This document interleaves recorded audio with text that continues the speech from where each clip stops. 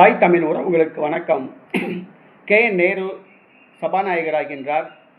திமுகவுக்கு 20 அமைச்சர் பதவி என்ற தலைப்பில் இந்த காணொளியை காண்கிறோம். திமுக, அதிமுக இரண்டும் கூட்டணி அமைத்து ஆட்சி அமைக்க முடிவு செய்துள்ளன.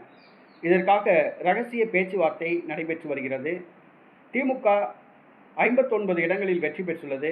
ஆனால் மு.க. ஸ்டாலின் தோல்வியடைந்து விட்டார். உதயநிதி ஸ்டாலின் மட்டும்தான் வெற்றி பெற்றுள்ளார்.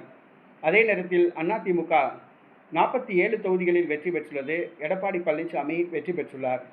திமுக, அதிமுக இந்த இரண்டும் கூட்டணி அமைத்து ஆட்சி அமைத்தால் நடிகர் விஜய் முதலமைச்சராவதை தடுக்கலாம் என திட்டமிடப்பட்டுள்ளது. மேலும் அதிமுகவுக்கு இதுதான் கடைசி வாய்ப்பு. அடுத்த முறை தேர்தலில் போட்டியிட்டால் அதிமுக 4வது, 5வது இடத்துக்கு போய்விடும். 200 இடங்களுக்கு மேல் டெபாசிட் இழக்கும். ஆக இந்த கடைசி வாய்ப்பை பயன்படுத்தி கொள்ள எடப்பாடி முடிவு செய்துள்ளார். திமுகவுடன் கூட்டணி அமைத்து ஆட்சி அமைக்க முடிவு செய்துள்ளார். திமுக இன்றைய தினம் பேச்சுவார்த்தை நடத்துகிறது.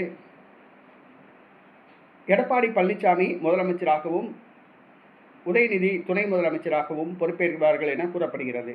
அதே நேரத்தில் சபாநாயகராக திமுகவை சார்ந்த KN நேரு முன்னாள் அமைச்சர் பொறுப்பேற்பார் என கூறப்படுகிறது. 15 அமைச்சர்கள் அதிமுகவை சார்ந்தவர்களும் 20 அமைச்சர்கள் திமுகவை சார்ந்தவர்களும் இருப்பார்கள் என கூறப்படுகிறது.